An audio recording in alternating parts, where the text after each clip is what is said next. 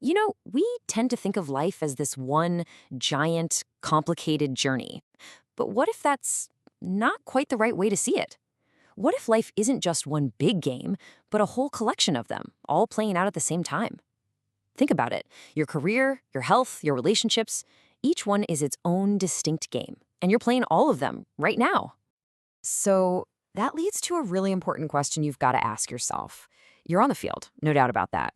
But are you actually playing to win? Do you have a strategy?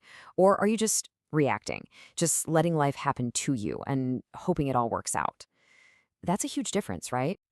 And these are the big ones, the major arenas of life. Your career, that's a game. It's got rules, it's got objectives. Your health, totally different game, with a whole different way to keep score. Same for your relationships and for your own personal growth. And in each of these games, you have a choice. Are you just a passive player? Or are you going to be a strategic champion? All right, so let's talk about the games you might be ignoring. Because let's be real, a lot of us are absolute rock stars in one of these areas. But what about the others? The ones we're not really playing? That's where things can get a little tricky. I bet this sounds familiar to a lot of you. You are absolutely crushing it in one area. Maybe it's your career, you've built an amazing business, or maybe you're in peak physical shape. And you know why you succeeded? Because you defined what winning looked like and you went after it. But that kind of intense focus, it almost always comes at a cost somewhere else. See, the thing is, those other games, they don't just hit the pause button while you're busy. They keep going. They're always in motion. So you're either actively playing and getting better, or they're slowly declining on autopilot. Your health, your relationships, your skills, they're either growing or they're shrinking. There's no standing still. Okay, so if autopilot is the problem, what's the solution? Well, it's a total mindset shift. It's about taking that same incredible, strategic, winning approach you use in your strongest game and applying it to everything. Let's call it the pro athlete approach. Think about it. A pro athlete doesn't just wander onto the field on game day and hope for the best, right? No way. They have a system, they train, they track their progress down to the smallest detail, and they are constantly tweaking their strategy. We can do that. We can apply that same rigor to every part of our lives. And this just lays it out so clearly.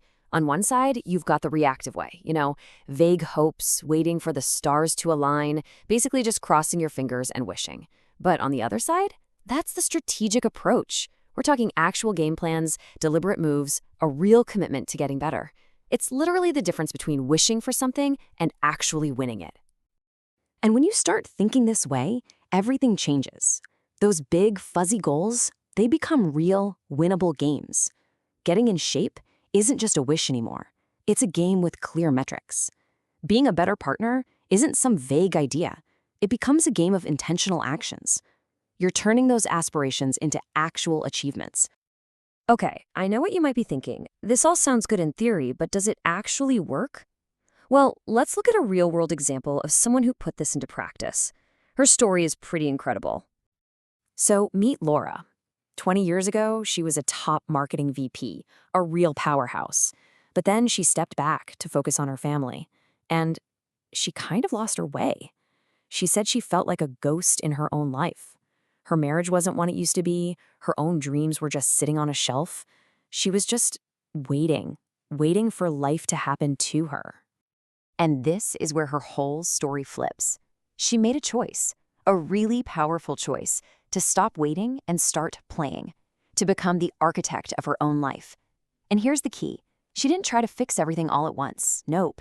She picked one game and decided, I'm going to win this one. The first game she chose to tackle? Fitness. And check out how she did it. It wasn't just some vague, I should get in shape idea.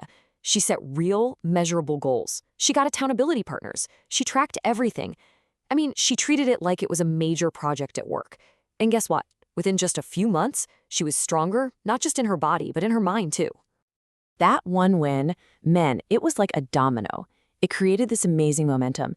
It gave her the confidence, the energy, to look at all the other games in her life and start redesigning them. She navigated the end of her marriage, launched a whole new business that she was passionate about. She even made relaxation a game she was determined to win.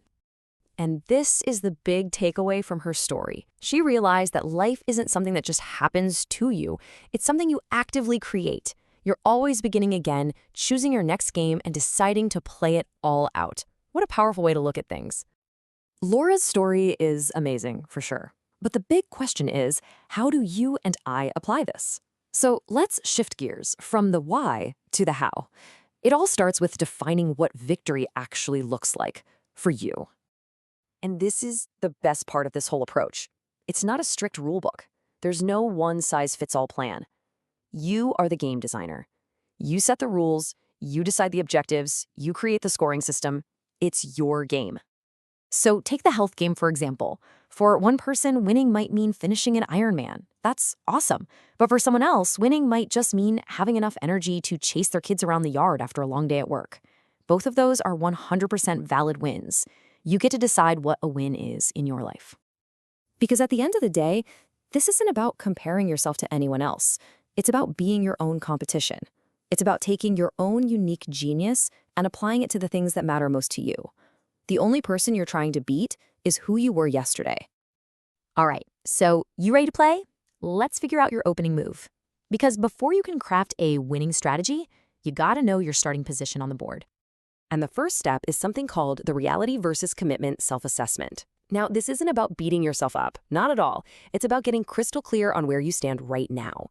It shows you the gap between your reality and your potential, so you know exactly which game needs your attention first. So here's how it works. It's a simple playbook. First, you're going to look at 5 key areas in your life and just give yourself an honest rating, 1 to 10. Then you'll jot down what that area feels like right now. Step 3, you dream a little. What would it look like if you were at your absolute peak?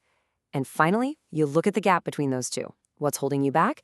And what's the one thing that could really move the needle? And that's really what it all comes down to.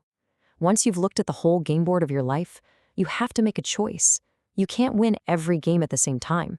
You've got to pick one to focus on, just like Laura did. So the question I want to leave you with is this: which game will you choose to master first?